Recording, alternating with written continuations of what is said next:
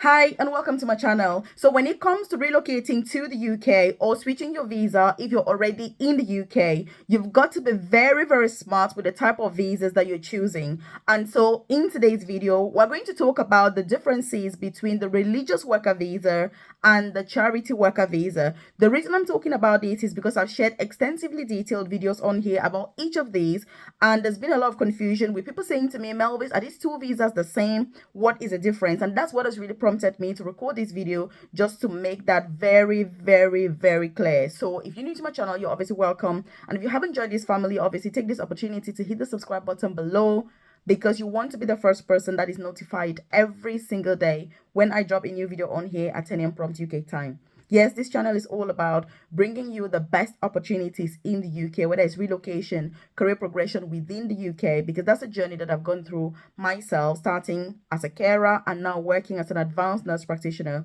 which is the most senior clinical nursing job in the profession. So that's why I'm passionate about all this. So yes, we're going to talk about this in three different ways. So we're going to talk about one, the cost of relocation with each of these pathways, which one, how much does it cost for the charity worker visa, how much does it cost for the religious worker visa. Then we're going to talk about the requirements for each one of those, and we're going to talk about the pay as well, because if you're relocating, you need to be thinking, how am I going to survive in the UK, how much will I get paid, and all of that. So that's what we're going to cover.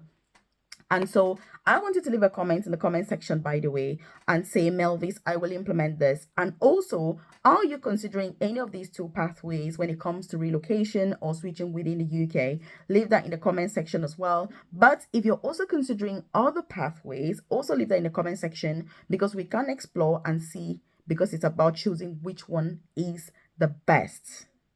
Which one is the best? So the first thing, like we said, is talking about the cost for relocation. So when I'm thinking about the cost, the first thing is, how much does the visa actually cost? By the way, in case you're sat there and you're thinking, Melvis, but what about my family? I've got a spouse, I've got kids, I've got X, I've got Y. Yes, for both of these visas, you can relocate with your family. So that's the good thing, because whether you apply for a religious worker visa or a charity worker visa, you can move with your dependents, or you can also switch with them if you're already in the UK. So that's a massive advantage that both of these visas have. By the way, if you're watching this and you're thinking, oh my God, Melvis, how do I get in contact with you? Check the comment section below. You're going to see my contact details. It's my WhatsApp number as well as my email address, so that if you need to contact me directly, feel free to do so.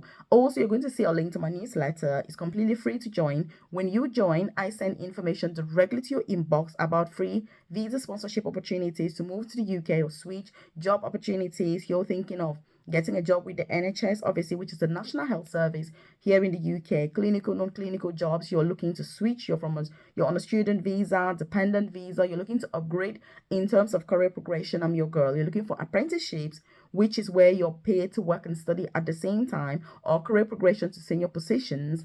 Then I can support you, obviously, with all of that as well through my private coaching program, which, if you want information about that, you can just contact me, obviously, directly, like I've said, or you can also check the description box below or the about section of this channel, and you're going to see all information about what that is. So like we were saying, when it comes to the visa fees, it's actually £298 for each of these visas. So they're kind of like a tie, when it comes to that. And so it's a very low visa fee, which means if you're choosing to move to the UK on a charity worker visa or a religious worker visa, you're not going to spend a lot of money. You won't spend a lot of money. But obviously, there are ways that you can be smart about your spending.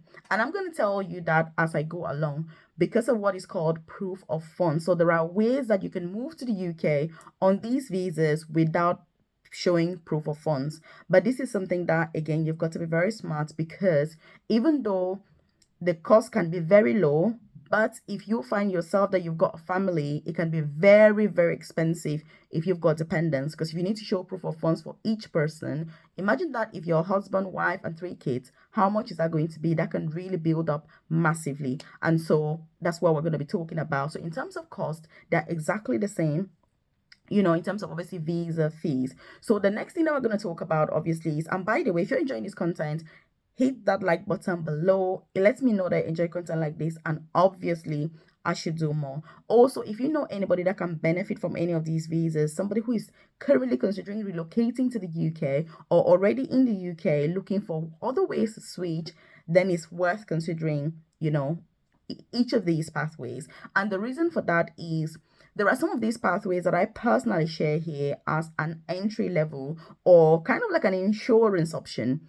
That's how these pathways should be. Because if you're somebody who is looking for a more permanent stay in the UK, then be looking for those jobs that will give you a permanent visa. And there's a massive difference. For example, if you're applying for a carer job, you're applying for jobs within the NHS, all those organizations, you're going to get a permanent visa. But there are certain other visas and other organizations that are more of a temporary visa, which means if you're moving to the UK on any of those pathways, you've got to have a plan B.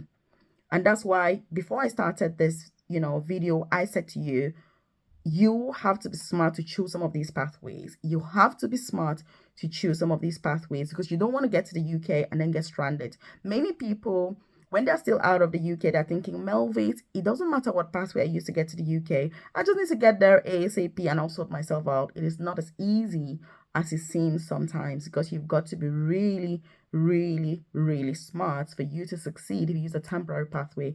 And by the way, both of these visas are temporary UK visas. But again, it all depends. What do I mean? And this is where we get into the requirements.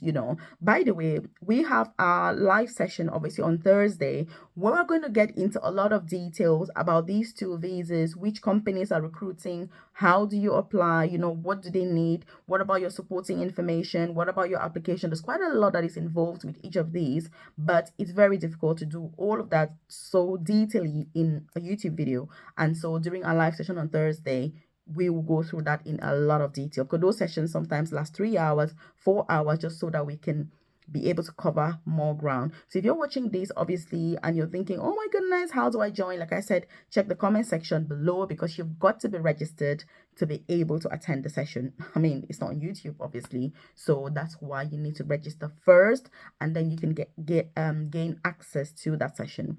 When it comes to requirements, like I was saying, a charity worker visa, anybody can apply. I mean, there's no big deal. It doesn't matter as long as you are a human being and you're keen on going for those charitable organizations and you're obviously an adult, that's fine. When it comes to the religious worker visa, there are two different kind of pathways or two different types. One is just a normal religious worker visa, which is for anybody. You don't have to even be a member of any denomination. There are no requirements. Anybody can go for this. And then there is the Minister of Religion visa, which is reserved for people that are clergy. For example, you're a priest, you're a pastor, you're an imam, you're a rabbi. You know what I mean? You're somebody who is an elder. You've got a position in whatever denomination. So you can go for the Minister of Religion visa. So there's a massive difference with the two, but the charity worker visa is just the same for everybody. So again, that's why I'm always saying that the more information you have about the type of visa that you're going for, the more likely you are to succeed. Because if you're just looking at the superficial information, then it's going to be very difficult. And that's why the UK government website needs to be your best friend if you're looking for UK visas and information and all that. Because on YouTube, obviously, you're going to get highlights, like what I'm doing, but you need to really go to the government website, digest that information, make sure you understand the ins and outs of the type of visa before you're actually applying. You need to digest all of that. And so again, that's what it's really about. So when it comes to requirements, those are really the requirements for these two types of visas, so you need to know what the differences are. Also, by the way, if you're watching this and you're thinking, Melvis, but I'm considering other types of jobs. I'm thinking about teaching jobs, nursing jobs, midwifery jobs, carer jobs. I'm thinking about jobs in IT.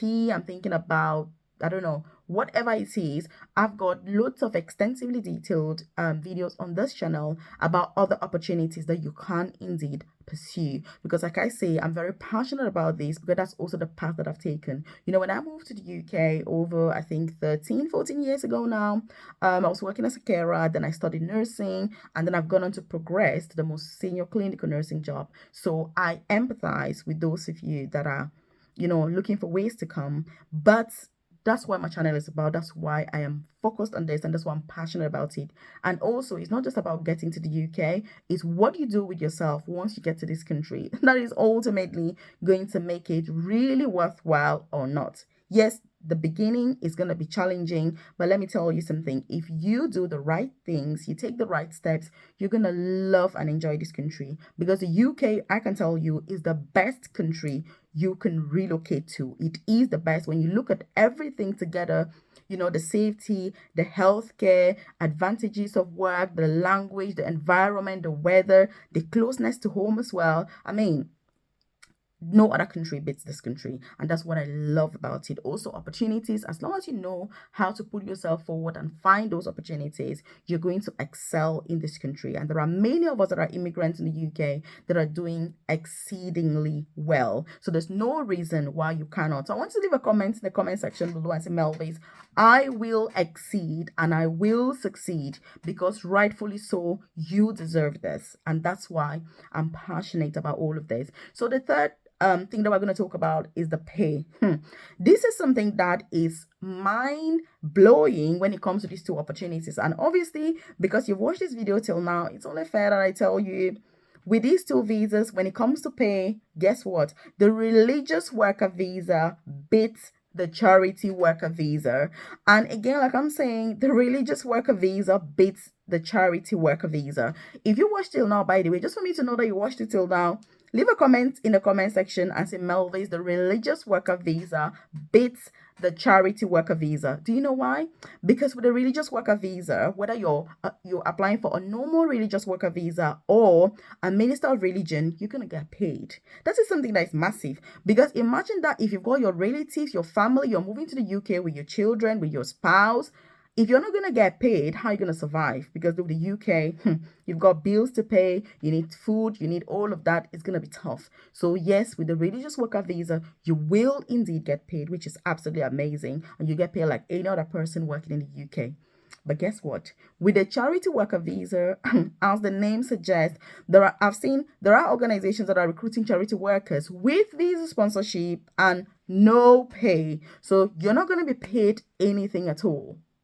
So if you're considering this route, how are you going to survive in the UK? But there is some good news, by the way, if you're considering the charity worker visa, because I know many people in the UK on this visa that I'm supporting to try and switch to, NHS jobs. That's the ideal thing, because once you move to the UK on any visa, if you're on a work visa and you notice what the NHS has to offer, it's going to make you think, oh my goodness, I should have focused on this from day one. So again, that's why I'm here to bring you these opportunities.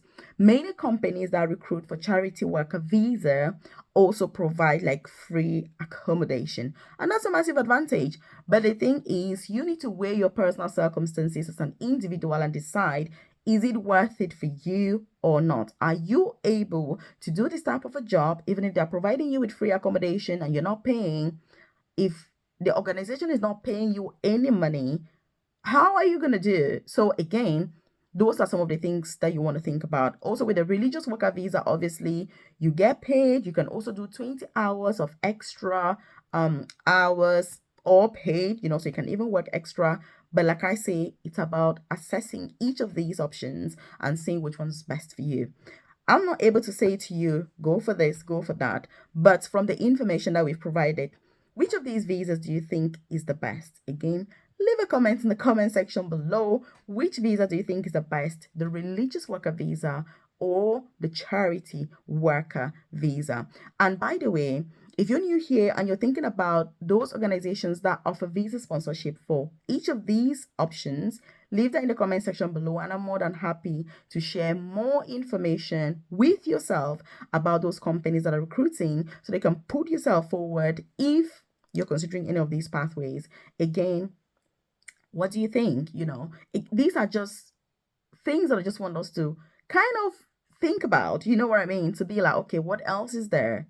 Kind of open your eyes to other opportunities. Like I say, when I share these opportunities, they're just there to kind of tantalize your traveling boards and to say, do you want to consider something else? But you need to be a smart person to go for any of these pathways, because they are not permanent pathways as such.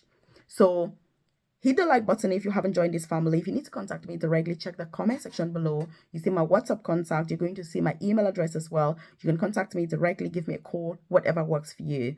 You're going to see my newsletter there as well. It's free to join so that I send that information directly to your amazing inbox. Check this out.